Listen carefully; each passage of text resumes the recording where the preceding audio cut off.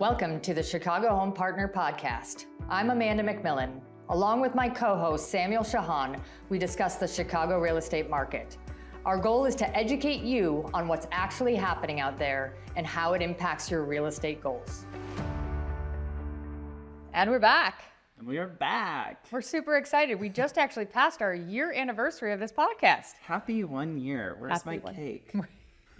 I thought we were celebrating with champagne. Let's get real. Yeah. We're popping bottles after this. Absolutely. Well, we've got a great podcast today. We've got some fantastic topics that we're going to hit in on. We do.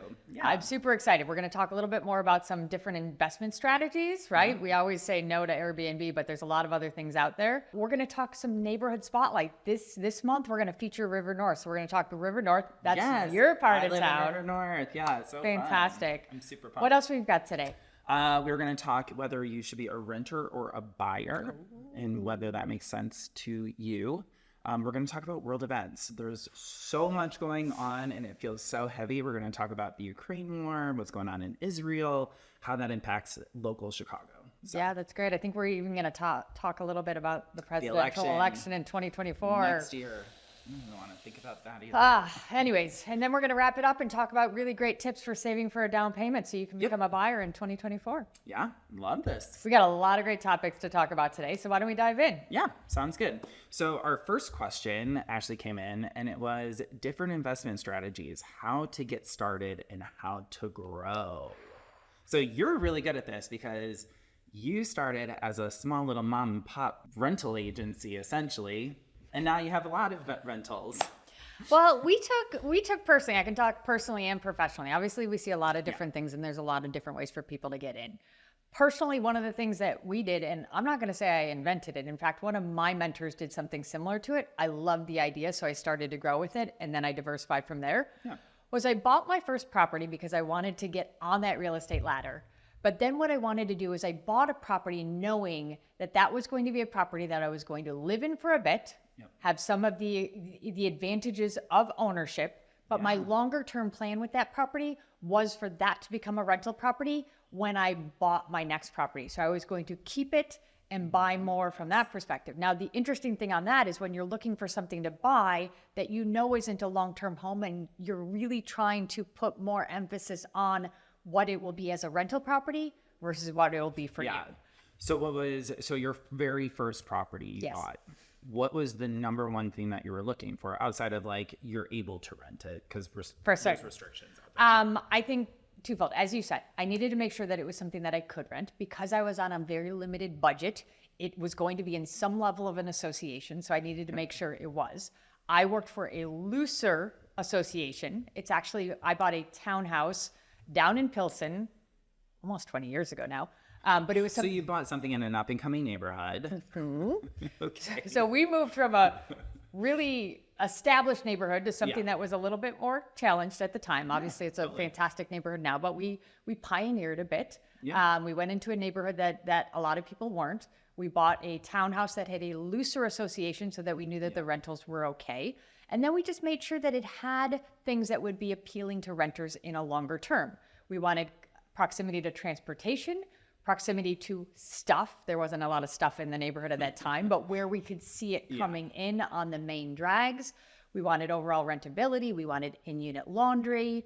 We wanted lower assessments because once again, that worked into our numbers and in terms of how we looked at it. We wanted parking and we wanted functionality of space. Now, I won't tell you it was a property that inspired me by any means. It wasn't something that really spoke to me in the sense that I absolutely wanted to live there. It was my dream home. But it was a part of my dream home because it was a part of my investment plan. So we lived there for 2 years, loved living there, fantastic neighbors, enjoyed everything about it. But then when the time was come, we moved to our next house kind of under that same idea. And then we started to grow from there. Now our next house was a little bit different in the sense that we thought we were going to buy an old Victorian, renovate it and move on. Well, our investment strategy went a little awry with that one because once we renovated it, we loved it and we never moved. So that was an investment in ourselves. So did you buy in like a smaller neighborhood so that you could get an entry point, or was it for you knew like it was going to blow up and so you were looking at it from an appreciation standpoint over the 20 years? So the original one in Pilsen, right? We knew that it was going to be a long-term hold. And what we saw that Pilsen was a neighborhood that I had a lot of belief in, that it would do very, very well, mostly because of proximity to downtown and to the city. If you look close. I always say, if you look opposite, you're pretty much at the heart of Lincoln Park if you take the north side versus the south side. So the location was a big thing for us back then. Oh, I gotcha. Even when we moved to our next house, the one that we were supposed to renovate and leave, which we never left, at that point in time, we went just off the fringe of a neighborhood where we thought we could get some good, good return on neighborhood investment rather than buying in the heart of the most popular location from that perspective. Now, we've navigated a lot of different ways since then. One of our newer things that we're doing, newer being in the last 6 or 7 years, is Airbnb. Now you're gonna stop and say, wait a minute, Amanda, you told me. But also your investment strategy lately has also been in other markets that you actually travel to as well. So it goes. It's almost kind of like a multifaceted thing for you guys, which is really so that was where we shifted, is that knowing that Airbnb is very, very difficult in the city. We've talked about it ad nauseum over the last year. It's very difficult in the city. So we took that strategy and we put it into our own personal lifestyle. We have family in different locations. We like to travel certain places on a regular basis. So what we did was we bought properties there, which were more Airbnb friendly, so that we could use them to visit family and do what we like to do, but then also had those investments perform well for us in other pieces. And that's the one thing that I always tell people when people come to us and say, hey, I love the idea of Airbnb. Well, there is an avenue to do it in other places, but we have to make sure that just like in Chicago, you're doing it in places that you fully understand the local ordinances around it. Yeah. Because we did get caught. We got caught with our most recent purchase, which is our farm. We have a farm 2 hours from here. And where we got caught was we weren't as well aware of some of the ordinances on it. Oh, really? In the sense of, not the ordinances. We knew we could do it. Yeah. We didn't know the small town was going to be so tough with regards to inspecting the property and making us do so many renovations to the property to get our licensing. Oh, interesting. So, okay. Well, you live and learn. Hey, yeah. Well, now you also have like the renovations in the property. Hopefully that means that you put the sweat equity in it. It raises the value. A lot of sweat equity. There's a ton of things there. Absolutely. There's pros and cons around it. So what do you feel, talking about investment strategies, we have a lot of clients that want to do something in Chicago, more limited budget. Where do you think one of the best entry-level investments is? Well, it's coming out this month, so by the time this podcast airs, but I also think multi-units right now, it's hard because multi-units right now are not cash flowing as well because interest rates are higher, but it's a longer term investment that you're thinking about. It's money that you're going to put up front on a monthly basis. You're probably covering some of that extra cost, but then when interest rates come down, you refinance, it'll be, rents will come up a little bit more. So from a multi-unit investment, and we're talking 2 to 4 units. 2 to 4 units. Are those ones that you're saying clients are living in them and renting out the other units? Yes. Okay. So an owner-occupied multi-unit. Yeah, it's an owner-occupied unit. And the nice thing is, again, talking about what's coming out in November, Fannie and Freddie Mac just changed their guidelines to go from a 15% down payment requirement down to 5%. Huge. Which is huge. Huge. But again, with the interest rates, it is causing the payments to be a little bit higher because you're not putting as much money down. So it is just one of those things that you have to understand. You're still having somebody pay for your mortgage. Parts of it. Part of it. Yes. To cover some of that, but also understand it may be a longer term investment. For certain. And then you can hopefully live in it for 2 years or 4 years or however long, and then you flip it to the next one. For certain. So, I'd say the other thing that we see a lot, one of the things that I think is the safest entry levels are smaller condos, right? Somebody doesn't have the budget for a multi-unit. They can get expensive. I say dirt is expensive, but entry level, a $200,000 condo, they want to kind of get in there. Now, the things on that, they're typically not going to cash flow.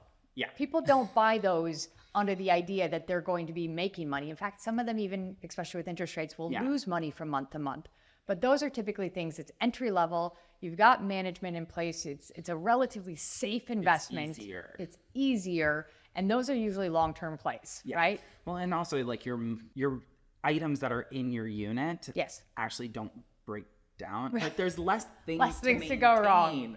So it is sometimes really nice to buy just a condo really quickly, make that your first establishment and then move on and yes, grow and get a little bit bigger the next time around and go from there. Well, and those are things that you're letting somebody else pay your equity down. Totally. Your money's coming that way. You're not going to make a ton month over month. In fact, you might not make any, but you're going to, at the end of the day, you're going to have more equity the longer you hold it. Yeah. And that you can transition into something that's a little bit more profitable. Just like real estate, investment real estate, it's a ladder as well. You need to start somewhere. You need to get your feet wet. You need to start moving on and kind of growing in that based on what your comfortability is. Because we say it all the time, an investment property with a great tenant is fantastic. An investment property with a terrible tenant is awful. Yes. So anyways, a lot of great ideas in there. Yeah. Let's move on. This I can't believe we're talking about this. Holiday fun. What's on your to-do list? Holidays. So I'm not a big holiday person. So I know I never have been, but I would probably say Bah humbug, Samuel. Yeah, divorced families, like the whole It's a lot of pressure. Splitting, and then going all different places. My family's all over the country.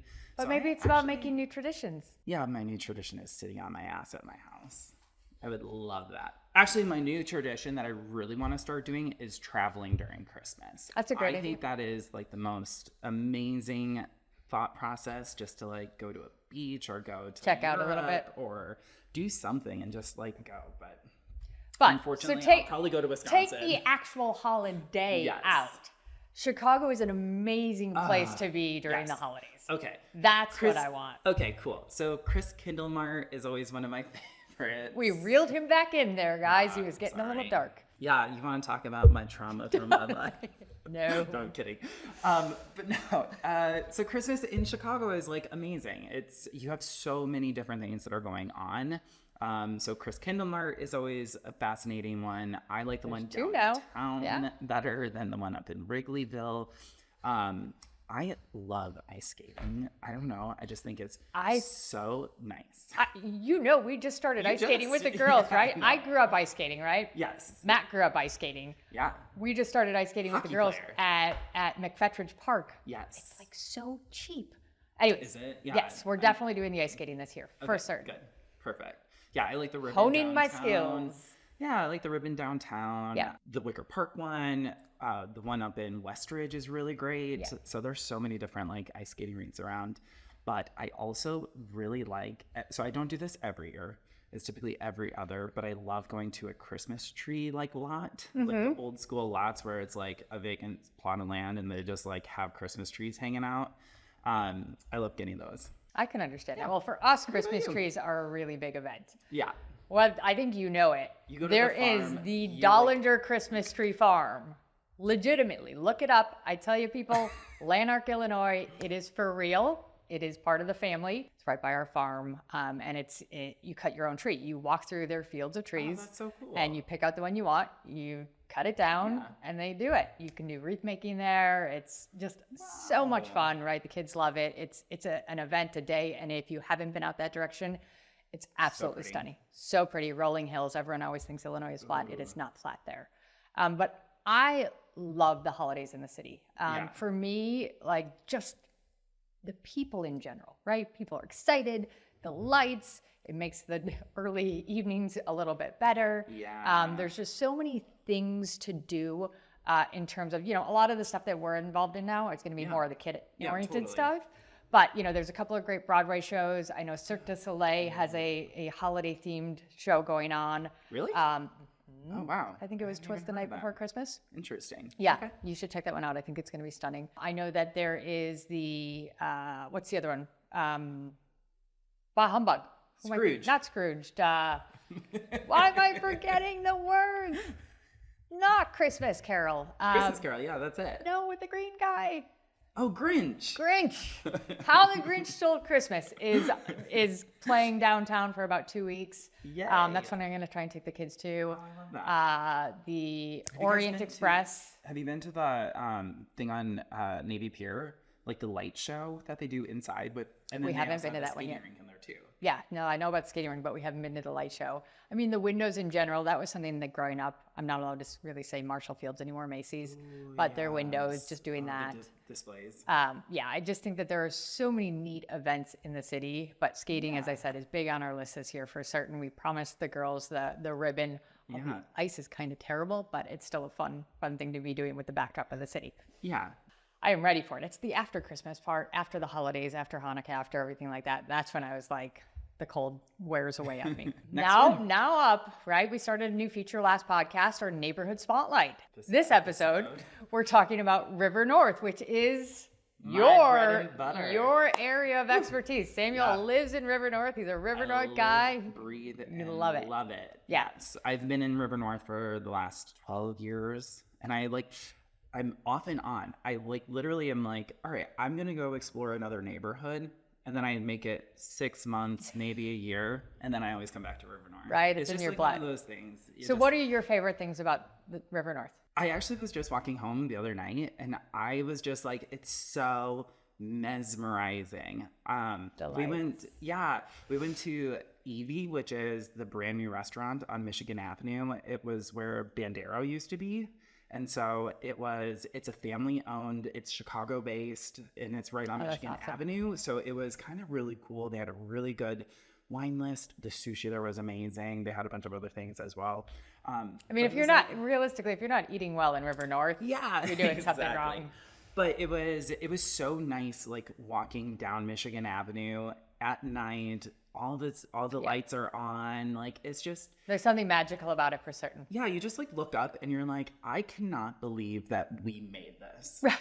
You know what I mean? It's just one of those things that it's so hard to, like, mountains are mountains because they're really beautiful, because that's like nature has done that, but we actually engineered all of these buildings to be built, and it is just and Chicago's the birthplace of high rises and advancing the high rise. Right. So it's just one of these like really cool areas. No, and you're so right, because I'm a very outdoorsy person, right? I love to be in the country, out with my horses. I like doing all that stuff. But I remember very vividly when I looked at the city in that same filter, that same lens, where I looked at it as an artwork, right? Yeah. The fact that it was all working together, that all the lights, everything kind of came together in one. There's a beauty in it that I think is often missed. Exactly. So yeah, I think like the politics and everything that happens in the world, like that sometimes gets in the way. It's so just majestic. For certain. So favorite things about this neighborhood is just like looking at everything and all of that. But I've actually gone to a couple new restaurants, which are so good. So E15 is the one that I tried the other week. They just opened up last month. Cipher it's on the corner of Orleans and Erie Street. It's a Middle Eastern restaurant, and they have like a rooftop deck for the summer.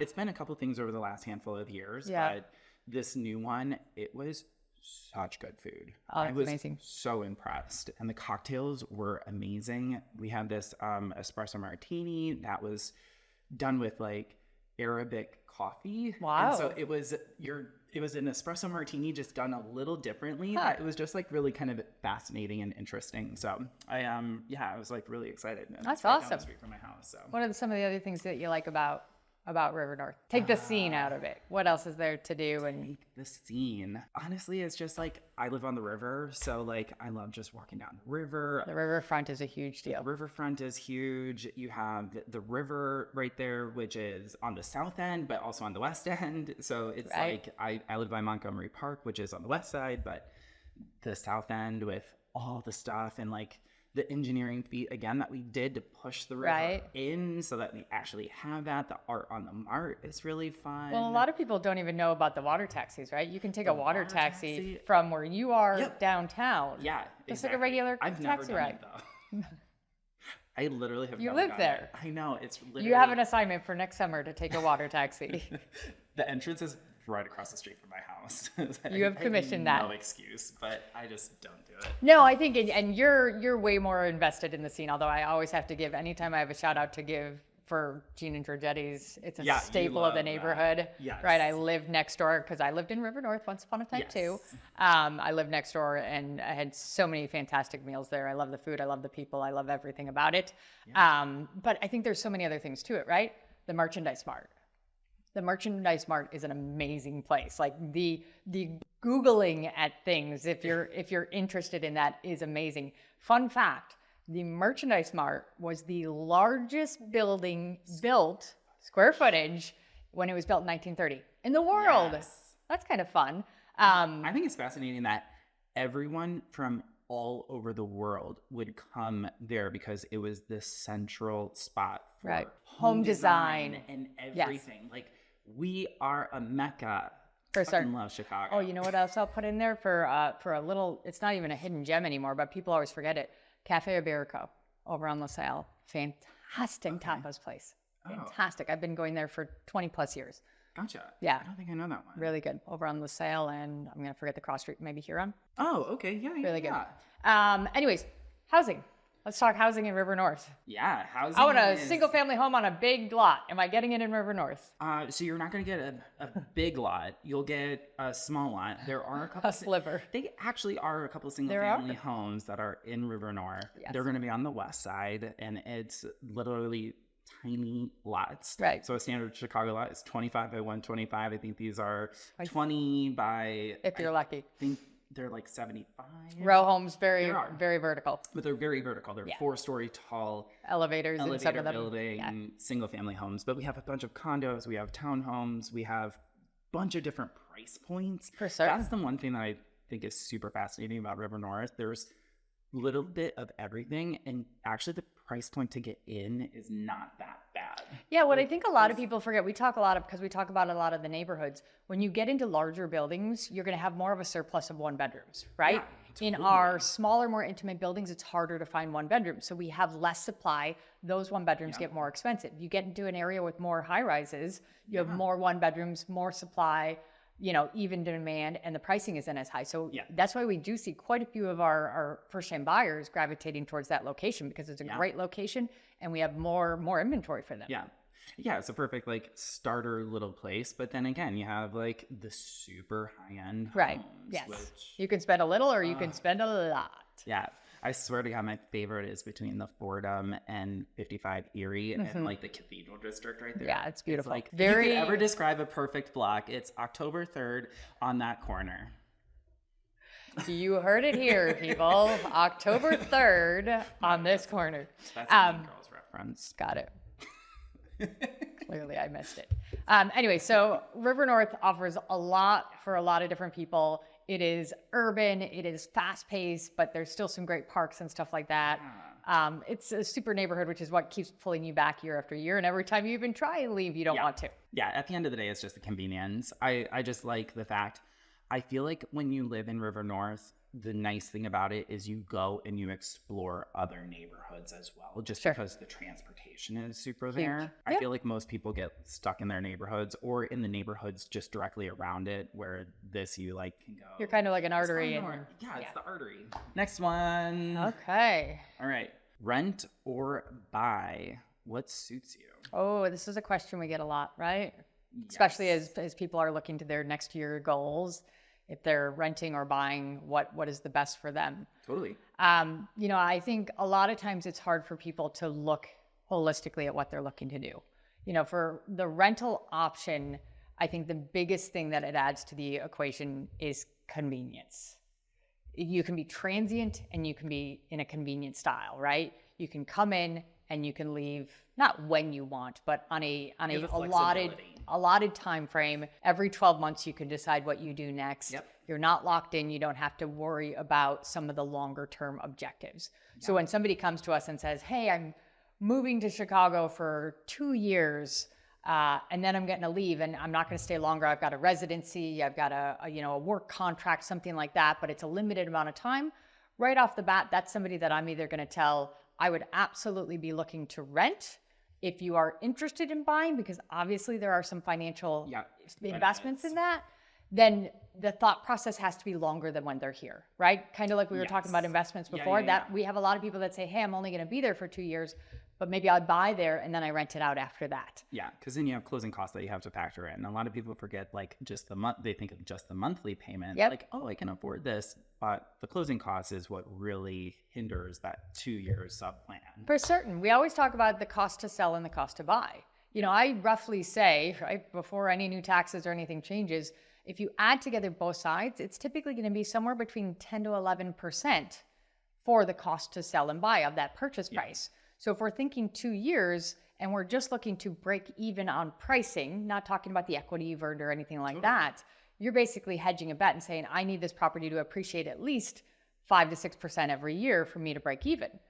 5 to 6% a year for us is a pretty hefty number from that perspective. So you and I tend to be a little bit more conservative in that, saying, hey, if you're in and out in 2 years and you don't want to stick around any longer, you don't want to hold property in Chicago, put more money down, or just have flexibility. Yeah, I mean, for me, that's a rent all day long, unless the market's at a very, very unusual point, which obviously we don't talk, we don't know that stuff till we're in it. But if you need the flexibility to move in that.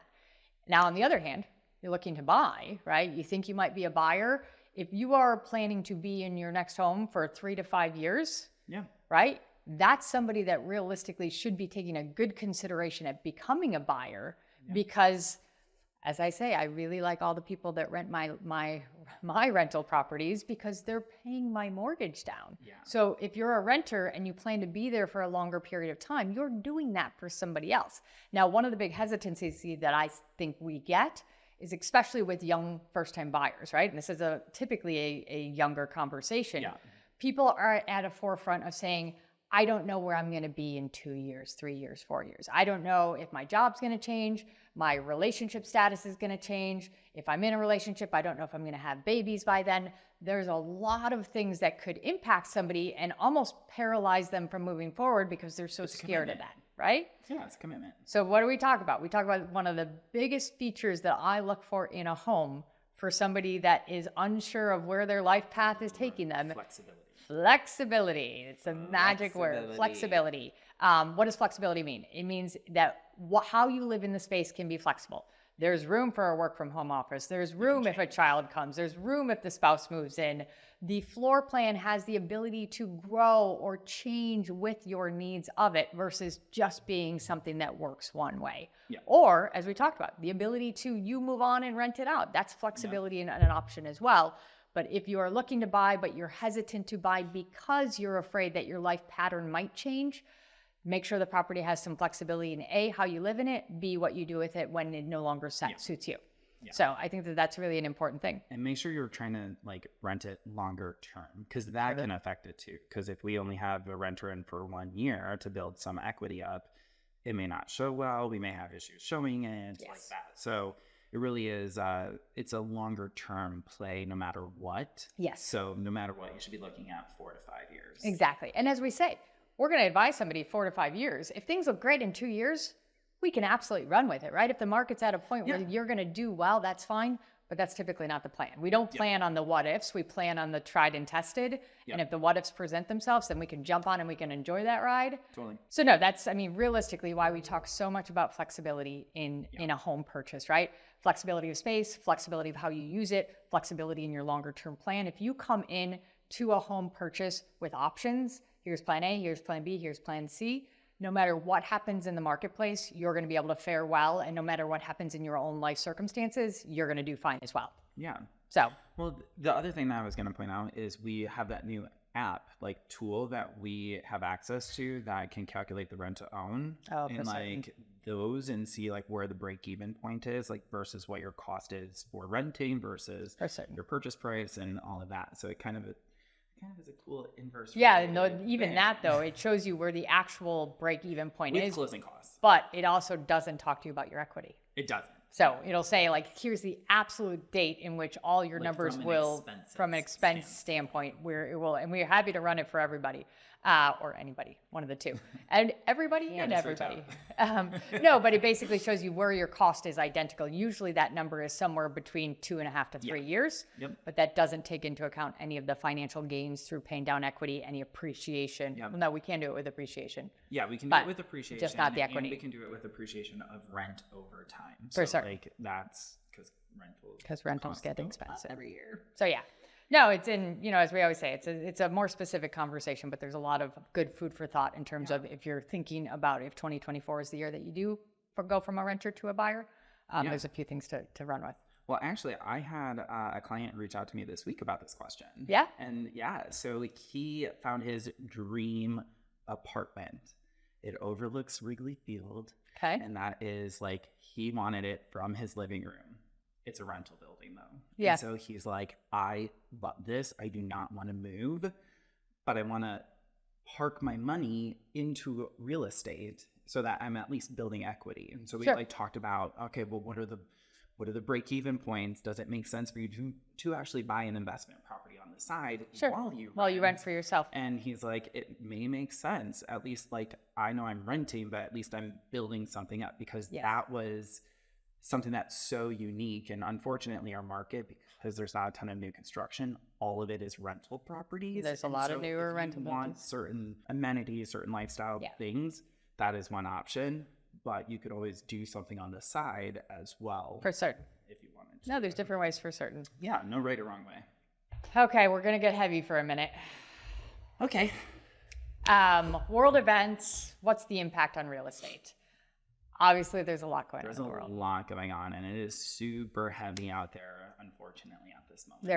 There is. My heart hurts for a lot of parts of the world right now. And it is a very overwhelming time. Yeah. Some of the things that we even do in our day-to-day lives feel very mundane when we know that other people are struggling and suffering and fighting on a way that we just can't comprehend. That being said, we still have to do the mundane. We still have to pull ourselves together. We have to assess and understand how some of the things specifically happening on the other side of the world are impacting us. We have a lot of things coming at us within the States as well. A lot of the big ones that we're getting right now is, what is the impact of the wars overseas, the war in the Ukraine and the war with Israel, Gaza, Hamas? How is that impacting our real estate? I think luckily or unluckily, I think the Ukraine war has been around for a long time now. It initially had a huge impact on interest rates. And so interest rates started climbing, and it had a lot of impact on gas prices and all that stuff. And so it did affect us initially. I think now it's kind of built into our economy. Now the double whammy is this new one with the war on Israel. And hopefully that is going to have us stall out on some interest rates. So it kind of on the flip end where, there's now so much world uncertainty that, okay, what are we doing in terms of interest rates and making sure that our economy stays strong, but still fighting that inflation that we've seen over the last year? For me, the way that I see that we have this impact on these big events are twofold. Number one, I call it the pause, right? Yeah. What happens is that consumers are distracted. Yeah. Consumers are sensitive. Consumers are worried, and consumers are scared. All rightfully so. There is a lot of things, no matter what you believe or who you believe in and what you think is right, there is a lot of unnecessary harm happening in our world. And because of that, we create pause as consumers, because we are so nervous about how the state of the world is going to come back and impact us. And I don't mean to make it selfish, but there is a level of selfishness to it. Totally. And that people are so worried about. The question that we get is, how will it impact real estate? Yeah. How will it come back to impact me? And because of that thought in itself, because of that question, it creates pause. And what pause is when our consumers slow down their purchases, they start to overthink a little bit, and they stop performing. And so what we can see, especially in certain markets that are more sensitive to these types of things, certain markets will literally just take an exhale, just take a step back as we see how dust is settling and as we see how we're distracting. Another thing that is absolutely part of the conversation is going to be the presidential election. Oh, I was going to even say, even taken from a pause, it isn't even just global events; it's local events. Local events. Chicagoans especially, we're very sensitive to Politics. everything. Politics. I mean, even talking about the presidential thing, but talking about the Bally's casino, talking about the 1000% George Floyd riots that was happening, the pandemic. There's so many different world events. causes. Absolutely. That is why our market is really sensitive, but it's also interesting because other markets don't have these corrections, I feel like, as much as we do, and that's a little bit of it. Well, you hear me say it a lot. I tell everyone that I think that us metropolitan people, and as I make fun of myself, I'm including myself in it, is that we tend to be overly sensitive to world events. Totally. Local events, world events, Anything. events in general. Yes. We over-sensitize them, maybe over-dramatize them because we're so worried about how they're going to come in and impact our lives. Yes. Right? Yep, totally. And because of that, I don't want to say overreact because that's not the right word, but we get nervous, we pause. We digest it. I think that's it. Like, we need to digest it. We need to figure out what's going on. Then we can make decisions based on like that. But so the nice thing about this, right? The thing that's really a benefit that I talk a lot about is that because we create these pauses in our marketplace, I truly believe that the reason that Chicago has been so stable throughout these last few years, where we saw so much of the country literally taking off flight with their real estate prices, we had so much of this reaction to everything that was going on in the world, and we stabilized our stuff. Yep. We would be going, oh yeah, we saw a hot market. Oh wait, let's take a breather. There's big things going on. Oh wait, it's strong. Let's take a breather. Which is what happened with the Ukraine war last year. Like last fall, it was dead.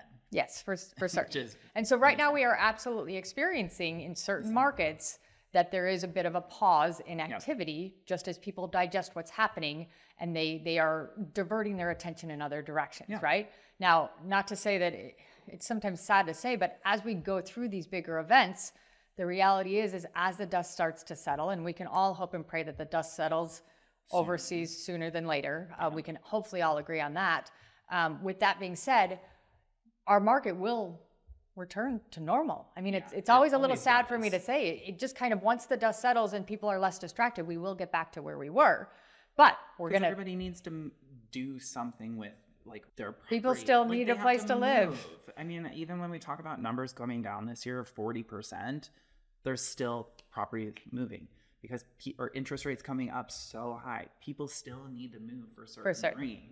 But even looking forward to next year, right? 2024, it's an election year. This will be the sixth presidential election I have sold real estate in. And I can tell you almost verbatim, every year is almost the same. We should start off with a pretty strong year next year. But the minute that election gets in with sight, especially depending on how contentious it is, it will paralyze our market. It will pause our market as people start to say, hey, what's going to happen if so-and-so wins? What's going to happen if so-and-so wins? Once that election is said and got done, then we return to normal. Then all of a sudden we'll bounce back. But there will, mark our words, at least my words, because it's there will be a pause and a hesitancy leading up to the election, for certain. It's the unknown. See, I look at that as opportunity, though. But we always talk about that. Yes. Each of these pauses right now has opportunity for buyers out there that we haven't seen all year. So, so our hopes and prayers are with resolution in what's happening overseas. It's been obviously a very terrible time. We are hopeful that it resolves in a positive outlook with as least amount of bloodshed as possible. Okay, let's move on from that. All right, saving for down payments. What's the best way to do it? Oh, that's a good one, right? Down payments are huge, especially in a high interest rate market, right? It's easier, like more money you put down, the better your payment is going to be on a monthly. Yeah, and we talk a lot about like real estate as a ladder. Sometimes getting on is the hardest. But still, as we've talked about other investment strategies, sometimes you have your first property, but you want to hold it as part of your investment strategy, so you're saving up for a down payment again. I think first and foremost, everyone should start with some level of a budget. Most of us, if we're not budgeting, sometimes I'm included in this, we just don't know where our money's going, right? So a general awareness with where the money's going. I can tell you, I remember when Matt and I started dating some 20 years ago, I remember he had a affinity towards having all of his coffee out. And he loves his coffee. So one of the things I said to him when we got to the point where we could have some conversations like that was, do you have any idea how much money you actually spend on coffee? And he had no idea. And we calculated it one day. Going to the coffee shop or going like at the house? Going to the coffee shop. Either one. But going out, getting a $6 Starbucks grande, whatever. And we calculated it, and he was spending like $10,000 a year on his coffee habit. It was astronomical. So really quickly, it was one of those things that right? It's definitely for certain properties.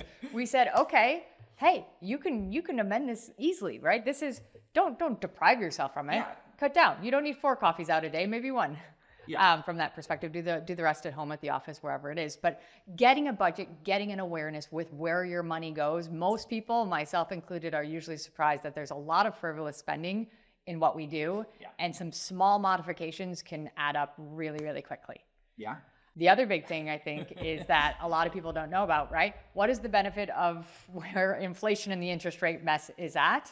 Is that we've got a lot of interesting savings account products that are helping people to yield better returns, right? A normal savings, like a CD or I think I read that a normal savings account right now, you get, it's like 1/3%. That's what I think the interest rate is at on a normal. So it's nothing, right? You get no money. But there's a lot of products that are taking advantage of the interest rate market right now. Totally. And so that you could do a high yield savings account where you essentially put your money into a savings account for 3 months, 6 months, 12 months. For starting, I've seen them around 4.5% up to 6.5%. Yeah. So if you have money that you're not using, you're specifically trying to save from here, that's not being put into other investment accounts, rather than tying it up in something, you can do a shorter term piece that's going to yield a higher return right off the bat. From that perspective, there's a lot of online banks. You can check at your bank yourself. I know Chase has a lot of great products with that too. So it's one of those ways that make your money make money. Yeah, totally. So I mean, there is another like app that's out there as well, like in terms of like the overage, the spending. The Acorn. No, Acorn is like the other app that's out there. So when I haven't heard of that one. Spending, it actually rounds up your change and puts it into a separate account. Oh, I like that. So then you like have this money that's just growing over time, and maybe you just don't touch it, and that's your down payment money. Yeah, no, I think absolutely that's great things. The other thing I'd say, and we deal with this a lot in our industry, is we have a lot of people that want to gift funds. Totally. They actually just raised the annual gift amount that is not taxable. Yeah. It was $16,000 in 2022, and it's raised to $17,000 in 2023. And basically what that means is that you can get a gift from a family member, from somebody else that is non-taxable. So a lot of times we have parents that want to assist, or family members that have the ability to assist in somebody buying a home. Now they can do it and not have any tax on that money. Especially this time of year, what's great to know is that if somebody really wants to help, give a gift right now in 2023, knowing that you can gift again in 2024 and help somebody on their way without paying some taxes coming up too. So that's another important thing. Back to the budgeting real quick, because I think this is a really, really big thing. We've got the holiday season amongst us. Budgeting is super important, right? This is the time of year that you just get so excited to give and spend and do more.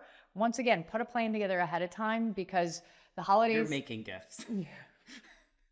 I have the girls make gifts every year. Amanda has like the popsicle sticks out. She's like, hey, I gave you... No, but... I bought you a house. It's like a Lincoln log. I truly believe, right? Especially, this might be the parent in me, like, I love special gifts. To me, I can't tell you the most expensive gifts that I've probably been given in my life, but I can tell you the ones that people put thought and energy into.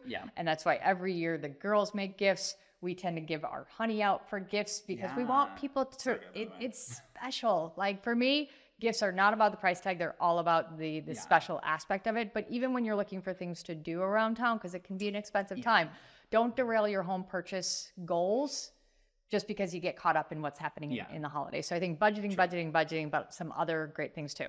There is one thing that I also do want to point out with down payments. I've had a lot of clients put their down payment money into a stock account and try and grow it through stocks, but stocks are volatile. So just remember that. So I've had clients be like, my whole down payment just got lost in the stocks. Went down the toilet. Last year, stocks got hit really hard. Yeah. You know, you had a really good run up in 2021, and then 2022 hit, and then they were like, well, I just lost 30%, 40% of my whole down payment. And that's where I think those high yield savings accounts are really fantastic. Nice. Diversify it. If you're going to do a stock account, do something that's going to be not as risky. For certain. So maybe like nice like dividend stock that's going to pay you on your money, and you're not going to see a ton of growth, but you're kind of hedging the bet with it. Yeah. I don't know. No, I agree. Lots of great ways to do it. Anyways, we wrapped up for today. Yeah. Awesome. Until next time, Chicago. Until next time.